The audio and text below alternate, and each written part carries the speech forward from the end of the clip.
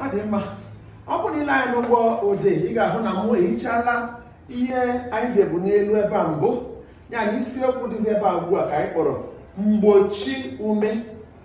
Mgbochi ume Igbo, ya bụ Igbo consonants. Ha dị 28, 28 in number.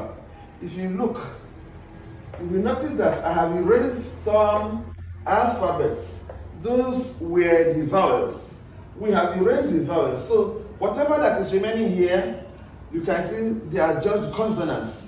Nya, ihe dị ebe a kịta bụ mgbochi ume. Ha dị 28. Asị na ha dị ole? 28. 28.